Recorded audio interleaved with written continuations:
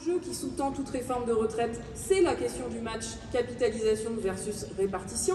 Sabine Montagne l'a dit ce matin, la stratégie pour augmenter la place de la capitalisation, c'est des réformes régressives qui font baisser les droits et qui forcent les populations à tenter de maintenir leur niveau de vie avec la capitalisation. Donc l'enjeu de la réforme annoncée par Macron, c'est pas de rétablir la situation financière de régime pour qui il n'y a pas de problème, c'est de laisser un espace supplémentaire à la capitalisation. Et on a eu l'exemple avec la réforme de 2019, qu'on nous a vendue comme une réforme pour l'équité, pour mettre fin à tous ces avantages induits des régimes spéciaux, etc., etc. En fait, un des enjeux derrière, c'était le débat très discret sur le niveau de protection des cas de sup.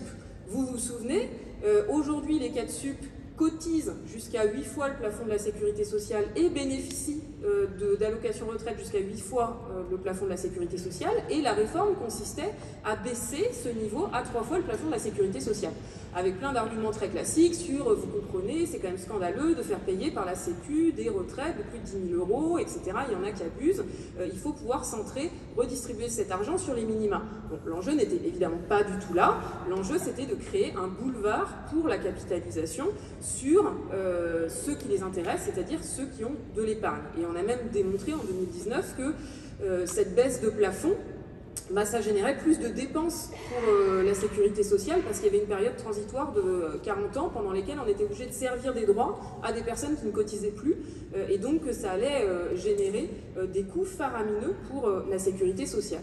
Donc le vrai match, il est bien là, il est répartition versus capitalisation. Et c'est ça que le capital ne veut pas mettre en avant, c'est pour ça que les patrons ont refusé de venir aujourd'hui, c'est qu'ils ne veulent pas que le débat porte sur cette question, parce qu'ils savent que la capitalisation, elle est quand même très impopulaire en France. Et nous, c'est cette transparence qu'il faut qu'on fasse.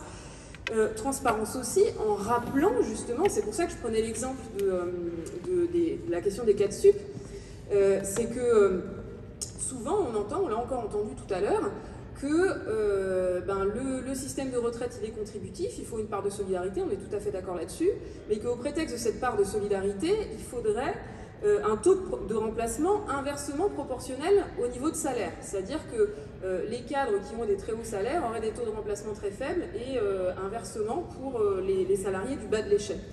Nous, à la CGT, on a toujours été opposés à cette forme de partage de la pénurie.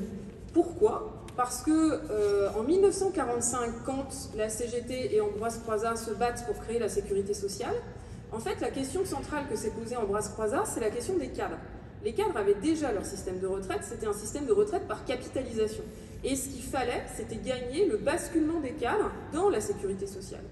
Et parce que Ambroise Croizat, en fait, il avait compris deux choses fondamentales, il y avait deux choses qui le guidaient. Un, la sécurité sociale ne pourra pas fonctionner sans les cadres, elle n'aura pas l'assise, la stabilité financière si les cadres ne sont pas rattachés à la sécurité sociale. Et deux, pour que les cadres acceptent de basculer dans la sécurité sociale, dans le système par répartition, il faut leur garantir le maintien du niveau de vie. Et c'est pour ça qu'Ambroise Croizat et la CGT à l'époque, nous avons créé la GIRC. Et c'est pour ça que nous refusons tous les arguments de partage de la pénurie qui viseraient à faire croire qu'il faudrait baisser la retraite des cadres pour augmenter celle des ouvriers. Derrière, évidemment, c'est la capitalisation, les banquiers et les assureurs qui attendent pour s'engouffrer dans cette brèche.